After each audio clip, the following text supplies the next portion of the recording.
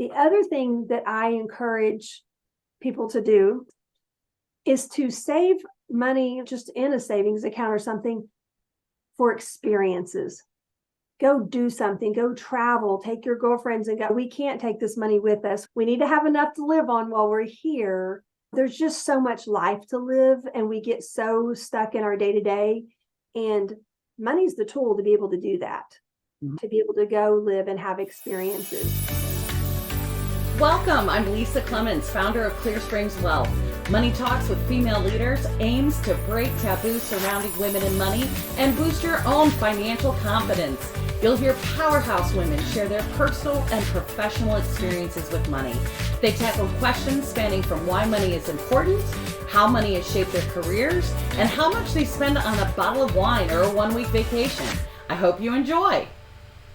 Hello, Kimberly. Thank you so much for making the time today. Thank you. I'm honored to be here. I'm excited to be doing this with you. This is great. Good. Now, for our listeners, you and I haven't known each other that long. We met about, 6 to 8 months ago at a workshop. Is that about right? Yes. I don't remember when it was, but it was a workshop about stress and testing your stress level. And I remember that part because I became very stressed. Yes, exactly. Where you're at the workshop and you're thinking, I shouldn't be at this workshop. I should be doing other things. Tell us a little bit about you. I'd love for you to share your family. Are you married, kids, pets? And then highlight for us your career trajectory, what you've been doing, and then where you are right now as you sit today and look to the future. Okay.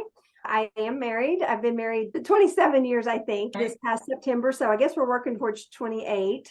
And we have 4 children, 3 boys and a girl. My oldest is 23. Then I have a 20-year-old, an 18-year-old, and my daughter's 17 and a senior in high school. So we are so close to that high school finish line kind of thing. And it's bittersweet for sure. And we do not have any pets. I know that you asked that a lot. We are dog lovers, but we had a black lab who was literally the best dog in the entire world. And he's in doggy heaven. Okay. And the kids and I have been advocating for a new one, a new dog, but so far Dad said no. So that's where we stand on the dog situation. Okay, we'll have to work on Dad a little bit. Yes. Everybody needs to write Dad, spam him with emails. But career-wise, so I have a very curvy path, if you will. It's always interesting because my husband, he started in wireless telecommunications in 95. And he's literally been in that industry his entire career. And I have been, I feel like, in so many different spaces and different careers. Okay. We've lived in 4 different states because of his job. So I actually was pre-law in college and was going to go to law school. And when it came time to go to law school and take the LSAT, I completely chickened out. But I worked in law firms for a while. Then I moved into oil and gas accounting and I learned accounting. I've worked with 3 nonprofits, headed up one of them myself. And then I've done some larger company corporate type work as well in different leadership positions. That's a little of my history. So I have a pretty diverse background on my resume, which is, I guess, a pro and a con. I don't know. I've got a versatile set of skills, if you will. Where did you spend more time, in the nonprofit world or in the corporate world? Probably the corporate world. Okay. I probably spent about 6 years in nonprofit. Okay. And in the corporate world, were you a program director, project manager? I was office manager, business manager. I did accounting. I did a lot of operations type stuff. I helped put processes in place. I problem solved. I figured out what was wrong and how could we provide solutions to that. What could we do to improve? And so that's my sweet spot. I love that. I'm a complete nerd about trying to problem solve things. Oh, I love that. So today, where are you working today? So today I'm in transition. I've left a nonprofit space, Faith at Work ministry, and I'm looking to be in that same space. But my husband and I are also entrepreneurs. And so we have 2 LLCs. And so I feel like you're never fully unemployed when you have something that you are always doing and investing in and so forth. All right. That's fantastic. And your goal is to continue to somehow support women as they bring faith into work. Is that very fair? much? Yes. Even when I was working in a corporate job or leading the nonprofit that I was still had a side ministry, if you will, speaking at women's business luncheons, business trainings, church events for women. And so that's really where my heart has been for the past, 20 years, is to just serve women and encourage them. Okay. So, Very yeah. cool. Very cool. Let's transition into the meat of the interview, where I am very fascinated to learn about money in your history, the role it's played, how it's influenced you, how you spend it.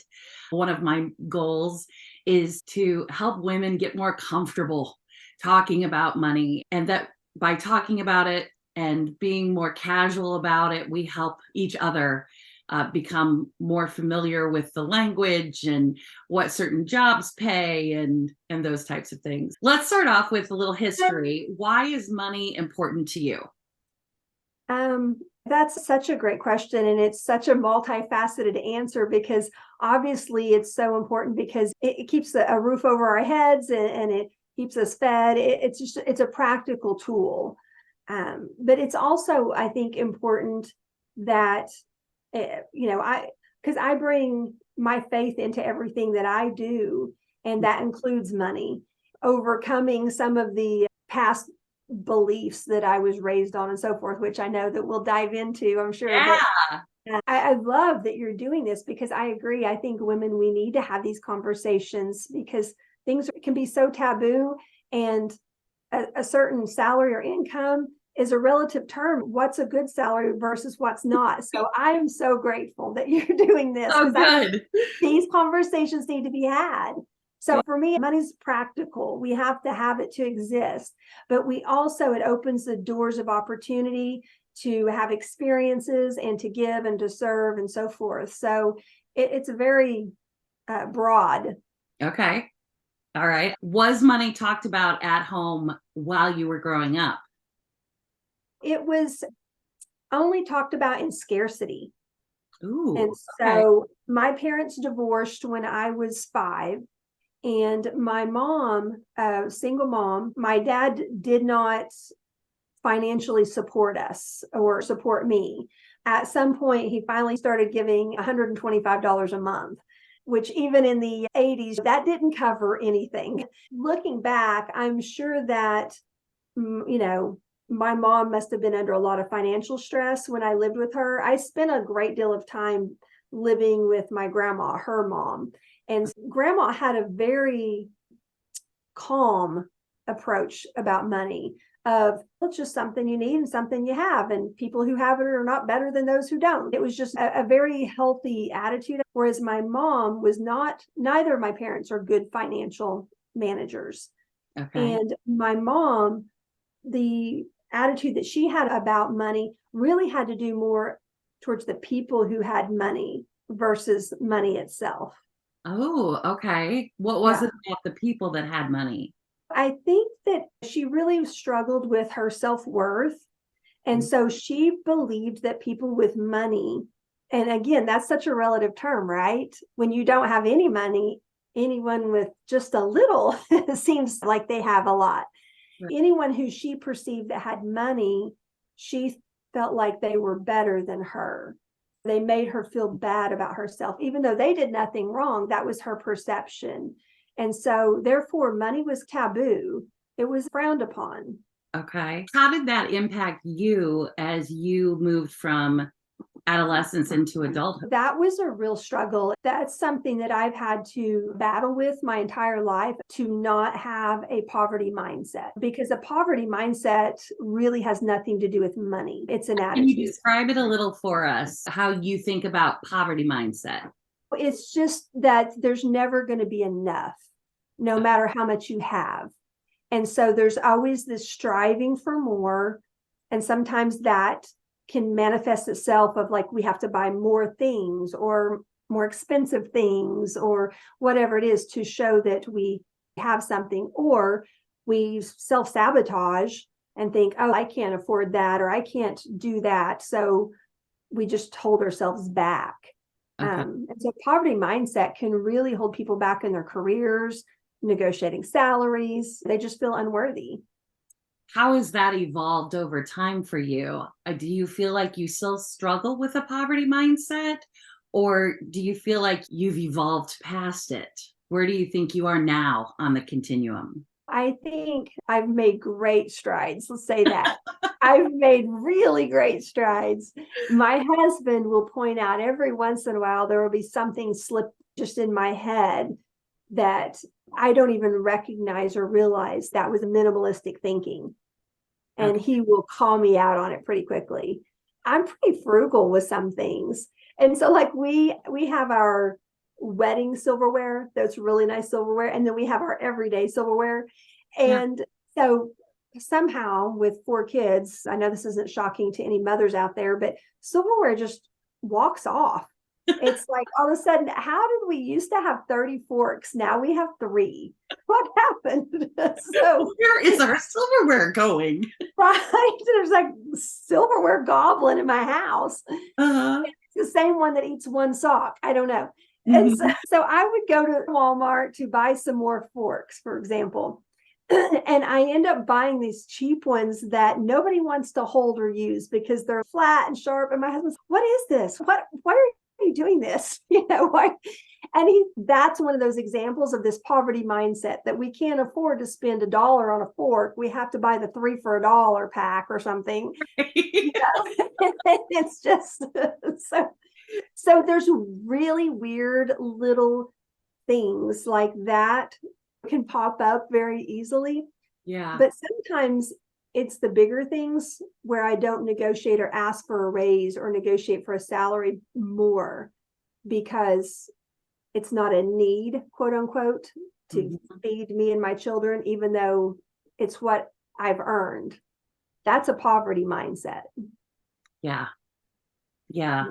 We've talked about, and I think we'll get into that a little bit more, but I know we had a brief conversation once about even today, there are small business owners and maybe even in corporate America, but more prevalent, I think, among small business owners, where there's still that mindset of, oh, the man is the head of the family and he needs to support his family. So we need to pay him enough that he can support his family. Whereas the woman is married and she has a husband who's a primary provider. The necessity for the equal compensation is diminished. I don't know. Mhm.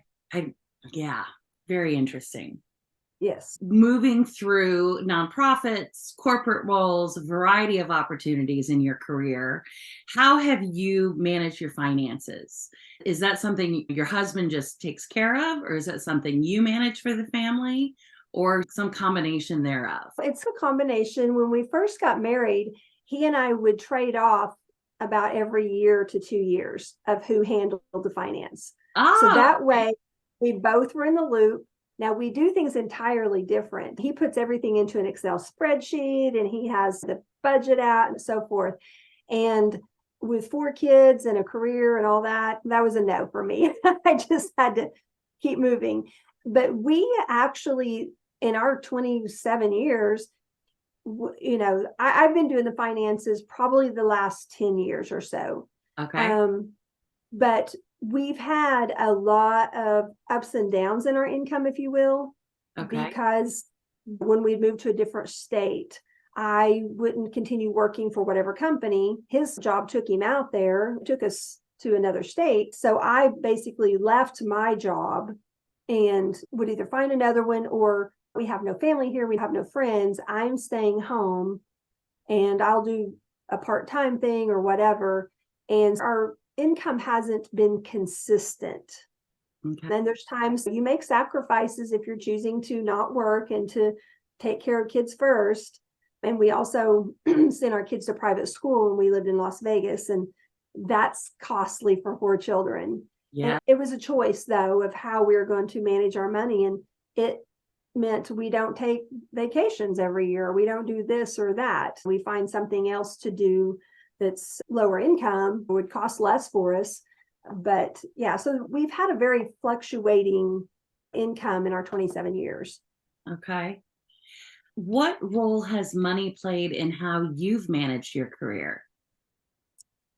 I know that one of the things that you've asked people in the past, and so I'll tell you, is you've asked about a side hustle to Yeah. make money. Yeah. And so I did for 15 years. I continued it on even when I would go back to work for a while or so forth.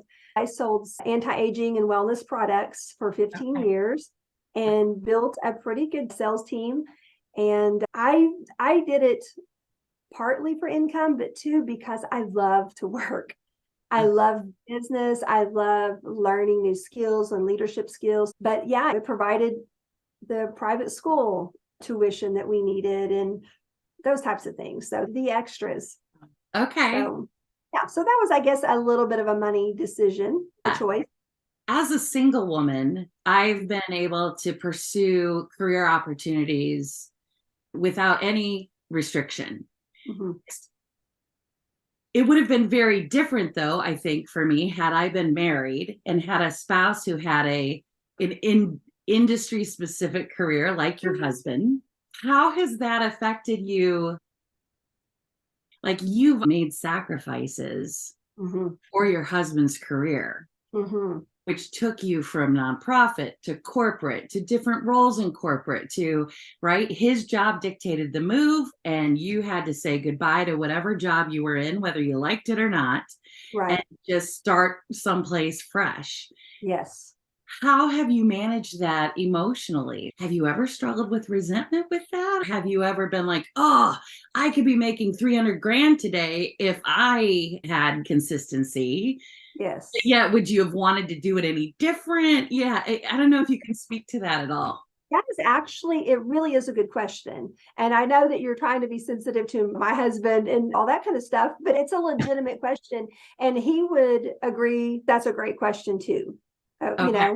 Okay. He actually has said just not long ago. So I went back to work. We felt like, okay, the kids are at the age now that I can really start focusing on my career truly. And I asked my kids, I went to each one of them individually. Of course, Justin was already out of the house and he's out of college now and so forth. Okay. But the others were still in high school. And so I went to them and was like, okay, Dad and I have talked about this. We're on the same page. How do you feel? Because that means that I can't drop everything and run up and have lunch with you or bring you lunch or whatever. There's times that I won't be available. It's okay to say, not yet, Mom. And they were all, no, you stayed home and so forth. My husband knows that I'm a doer of the two of us. I love to be working. I love to stay busy. I love to be productive. And so in this transition, as I was leaving the other position and in pursuing a larger role in something that could be a great opportunity for me, it's going to take a lot of time. And so I asked him how he feels about that, just another check-in. And he said to me, you have sacrificed your entire career for mine and to stay home with the kids and to put our family first. And he said, these next 15 years or so, this is yours. This is your time. So we do what you need to do. And Oh, so grateful. And I know that I'm blessed that maybe not everybody has that type of support. But I will tell you, it was very difficult because one of the things we women do best is compare ourselves to each other. absolutely. Yes. As my kids were coming into high school and some of the other moms that I'm friends with and so forth, they were all reaching that height of their career. They were being promoted to a CEO or a CFO or whatever it was. And their income is peaked, or maybe not peaked, but it's going up. They're seeing some really incredible success that they've worked for the past 10, 15 years, 20 years, whatever it is. There was tinges of that jealousy, a little bit of, I wish it was me. I wouldn't undo what I've done. It wouldn't change anything, but that doesn't mean that it doesn't still every once in a while, the enemy comes in and tries to make me feel like, oh, you're not quite as successful as them because they're making more, they have a better title or whatever it is. But that's just lies of the enemy, I think, trying to hold me back personally. And I want to be one that cheers my friends on and not resents that I don't have what they have. Got it. Thank you. Thank Yeah. you. Yeah, it's a sensitive topic, I think, because it's not always the woman who sacrifices. Sometimes the man sacrifices, and sometimes it's for a period of time, and sometimes that's the way it is the whole marriage. And having not been there, it's so interesting as a single person to observe all the different dynamics that take place in that. No, So, it's a very valid question, and it can happen for sure. got it. Okay, so have you ever taken a career risk for a potentially higher income? I guess you could say I just did, because one of the things I've been praying about, I knew that it was time. And again, being a person of faith, I've shared with you, God's in the forefront of everything that I do. Of my faith is what I'm trying to walk out. And so I've been praying this year because I just felt like a restlessness, if you will, of it's time to start considering other things. So I kept being open to other opportunities, but I don't think I was willing to really step out on faith. And I want to preface this by saying I'm not recommending anybody just go and quit their job. Okay. That's between you and God. So don't quit and then ask me for a loan, because I ain't got you right now either. But my husband did tell me, he said, you've been talking about trusting God. Maybe that's the faith you need, is stepping out without a safety net. But I knew that where I was at, I was not going to be paid my worth. There was nowhere for me to grow. I got to the point I was bored, just like mentally not being challenged anymore. And so I gave a 3-week resignation. And yeah, now I'm going for bigger things and bigger opportunities. How's that? That's great. That's great. Good for you. When you accepted new positions throughout your career, did you negotiate your salary during the acceptance process for those jobs? I didn't. And I hate to even say that out loud because it's the truth. I did not. One time it was just going to be a temporary type thing for 6 months, a year, whatever. And I did go back and go, I don't usually work for that. And I had asked for $10 more than they were offering. So we met in the middle. And that's happened a couple times. But I regret that I didn't stand my ground on any of the times that I caved, because I wasn't asking for a lot. I wasn't over asking and trying to give myself a raise, which I should have been. So I regret giving in, because you start out in the hole, you don't get out of that.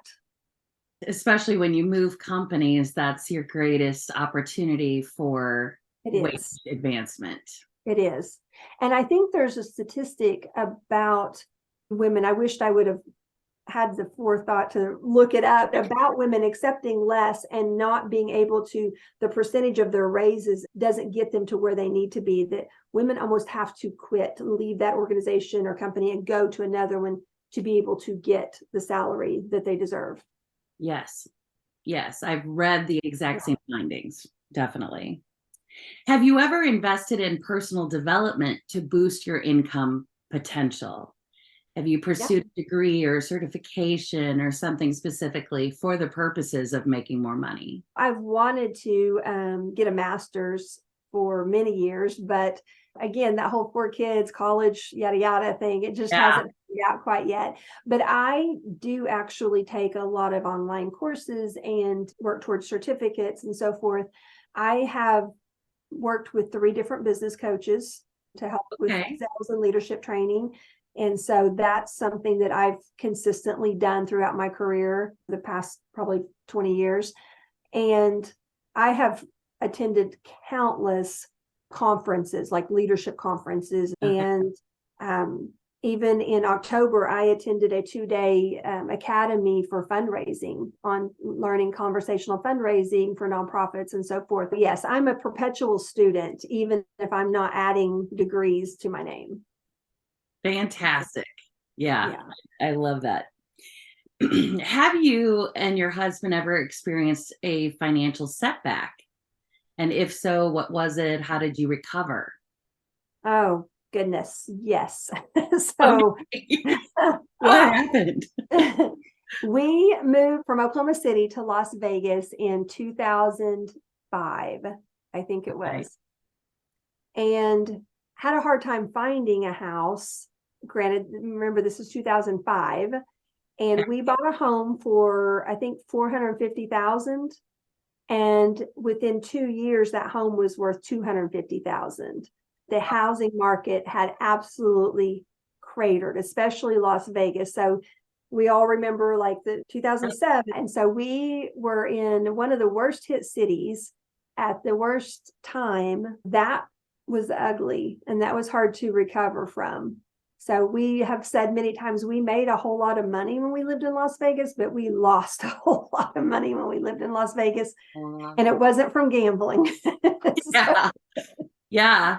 Did that impact how long you stayed there? Did you have to stay longer because you had to wait for the value of the house to go up, or did you end up cutting your losses? I think that it kept us there longer, which turned out to be a good thing. God had a plan for us to be there, and some really great things happened for both of our careers. Okay. And our skill sets. We both upped or raised the bar when we were there. So that was really good. And so good came of that. But we did, in the end, lost a lot. And that was an anchor. It made us stay longer than we wanted to.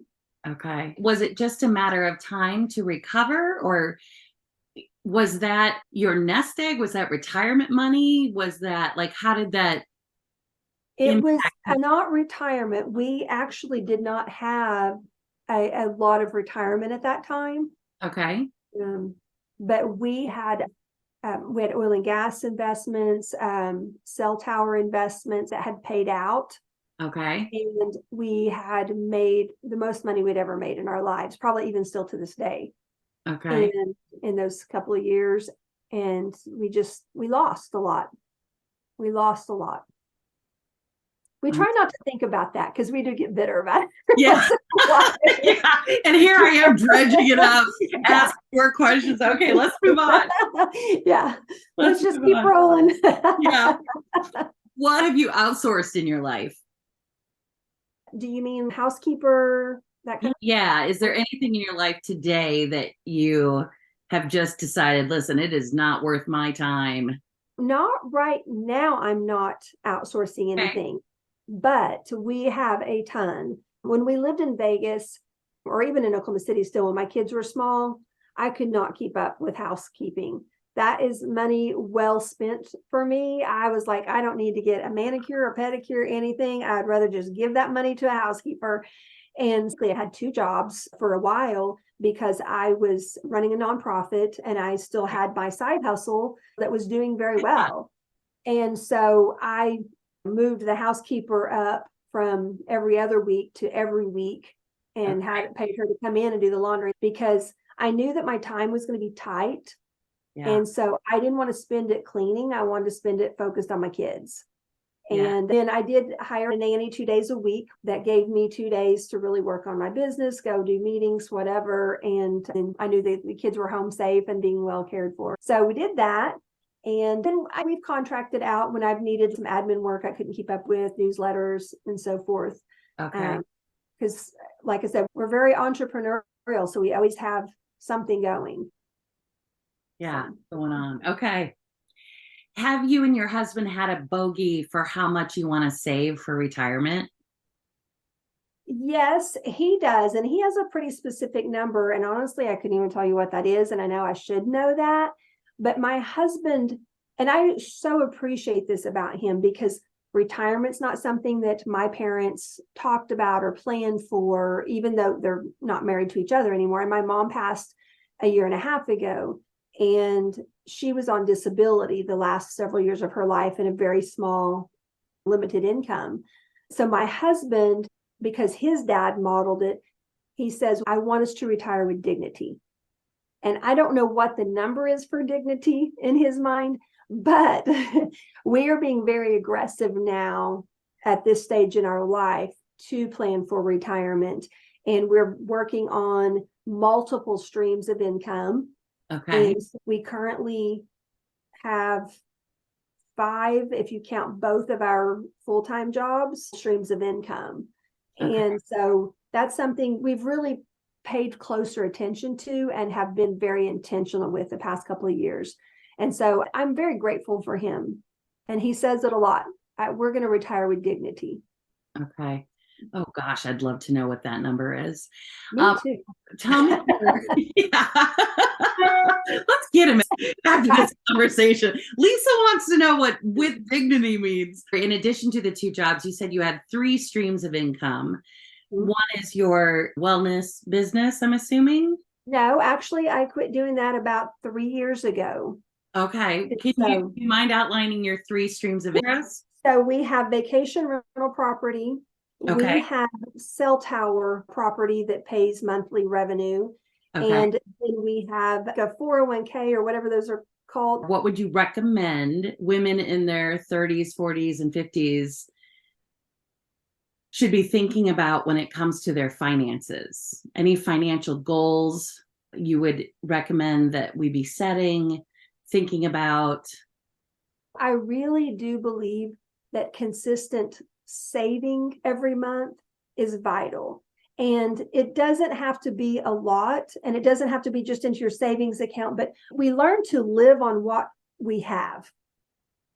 And I think that's so important. Those things that happen when life happens, the having the money and the peace of mind that I don't have to worry about this right now. I was an only child, and I had to cover all of the headstone and funeral costs and all of those things because that wasn't something that my mom was able to plan for or had the money to plan for. She didn't manage her money well.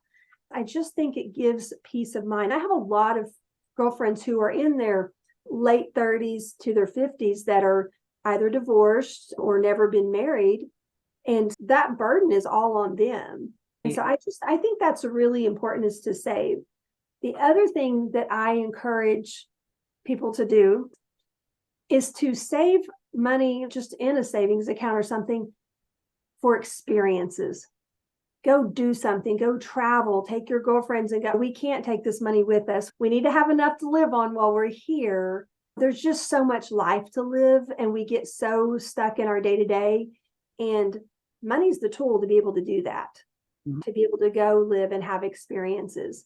And those are the things that are most cherished when we get older, not how much we spent on something. Yeah. Yeah. The experiences. That's great. Yeah. All right. We are ready for our speed round. Okay. Are you game? You ready to play? I'm ready. Okay. I'm ready. I'm going to go through these questions and just first number that comes to mind. Okay. Okay. What is one thing you'll splurge on? Meals, fancy meal. Ooh, okay. How much is a fancy meal for you and your husband? If it's just the two of us, Uh-huh. $100, maybe, Okay. $200 and $300. Okay. Oh, 200 and 300?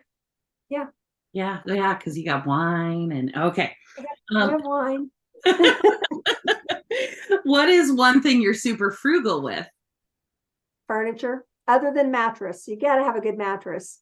But Oh, yes. yeah, Okay. but like home decor, whatever. Okay. All right. What is the right percentage to tip? Average 20%, more Okay. or less, depending on service. All right. What's the right amount to spend on a car?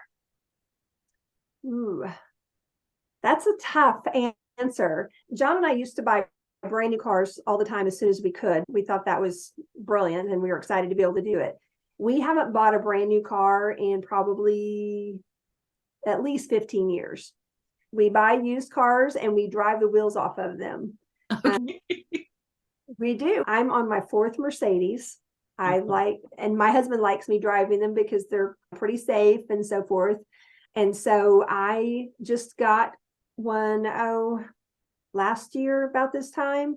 But the one I traded in, it had 175,000 miles on it. I drove the heck out of that thing. So we typically spend 25 to 35,000 on a car, but it's a used car. But there's no right or wrong for other people. Yeah. We've spent $1,500 on a car for our kids. So Okay. Depends. Who is it? What's the purpose? How long do you need it to last? Exactly. Yeah. What's the right amount to spend on a bottle of wine? Not at the restaurant, but at the store. For myself, 15 to 20 bucks. Okay. My favorite wine's $21. Okay. What is your favorite? It is a Cab Sav, and it's by, I hope I say this right, Chateau Saint Michel. Yeah. It's a Washington wine, and it's the Indian Wells label.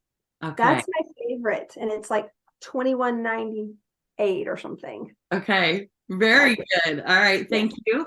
Everyone will appreciate the recommendation. Yes. What's the right budget to spend for a 1-week vacation? All 6 of us, or just the 2 of us? Let's say the 2 of you. We can probably, not counting Europe, but we can do it for about 5,000 to 6,000. Okay, the 2 of us. The 2 of us. Okay. All right. Yeah. Well, how much, if you're going to Europe, would you set aside for a 1-week trip? We did that, and we spent about 15,000. Okay. Yeah. All right. So I'm guessing you do things pretty high style. We splurge on experience. Okay. We hire the private tour guide and the private tour at the Vatican instead of the group things. So we spend money on that. And then, even though you're not supposed to tip there, my husband loves tipping the waitresses there and just getting to know them. And so we're a little bit frivolous. Cool. Okay. Yeah. How much would you spend on a purse? My average is probably about 50 to 60 now. Here's the thing. I only carry red purses. I've only carried red purses for about the past 20 years. But when I was in college, I charged a green Dooney and Burke purse for $350, the wallet for $150, the keychain for $50, and it was heavy. And I carried that thing forever because I felt so guilty. I'd spent so much money on it. So I do not buy Dooney and Burke purses anymore. Okay. But I just, wherever I can find a red purse, if it fits me, I'll grab it. Why, can I ask, why red purses? It just came about by accident. My cousin had a red purse one time, and I was like, oh my gosh, I love that purse. She goes, I just feel cool carrying it. And I was like, I want a red purse. So I went and got a red purse. Well, I started carrying it, and I carried it for a really long time. Okay. And then I found another one, and I carried it, and so forth. Then fast forward about 3 or 4 years into this, and this was like 2000. This was a long time ago. And I saw this cute little gray purse in the fall, and I was like, oh, that's neat. And I bought it. And everyone kept commenting, why are you carrying that? Where's your purse? That's not your purse. And my husband was even, why are you carrying this gray purse? And I'm like, I didn't know this was a thing. And it became a thing. So now all of my friends know I only carry red purses. And so sometimes I'll see friends that I haven't seen in a long time. We'll run into each other. Oh, there's my friend with the red purse. It became part of your identity, part of your. It did. Shit. Yeah. Just by accident. So yeah, that's so funny. Yeah. What would you say is the most extravagant purchase you've ever made? We bought a lake house. Okay. So a second home. The one you're using for a vacation property, like you're renting it out? Okay. We are. Yes. All right. Very good. And do you have a favorite money-related quote or mantra? That's good. I hate when Christians say something that I don't agree with, and I just cringe. So I hope I don't make other Christians out there cringe. But one of my desires is to be a generous giver. Okay. I want to be a kingdom financer. The more money I make, the more money I can give. I love the saying that if God can get it through you, he'll get it to you. And that's one of my favorites. And another one is that if it's God's will, it's God's bill. And so There were times that it was tight, but I felt like I was supposed to be staying with the kids and not really working, just writing another book or doing more speaking or that kind of thing that wasn't a high income producing activity. But that's where God had me at that season. And so one of my friends said that to me 20 years ago, and it stuck with me. Right now, this is where you're at. This is God's will. So he'll make sure you guys have what you need. So God's will, God's bill. I love that. I have not heard that before. God's will, God's bill. Yeah. Like it's his will that you are in this season of life, and he will make sure you have the provision to do it. Right. He'll meet our needs. And if he can do it through you, he'll get it to you. Yes. Is that right? Did I say that right? Yeah. Yes. If he can get it through you, he'll get it to you. Okay. Meaning if you really want to help someone and you want to be a generous giver, okay, Lord, this is how much I'd love to be giving or supporting or so forth. And sometimes there is a stretch of faith of, okay, I'm going to go ahead and I'm going to give this in faith, believing that I'm still going to have my needs met. It looks different in different scenarios, but yeah, I love that. And for me personally, we were talking about that poverty mindset earlier. That's one of the things that helps fight poverty mindset is generosity. Knowing I can be a vessel financially, then I don't have to be in poverty and have a poverty mindset. So that breaks that stronghold off of me, I think. That's good. Yeah. Absolutely. Kimberly, thank you so much for taking the time to talk today. It's been fun, and I love what you've shared. So thank you.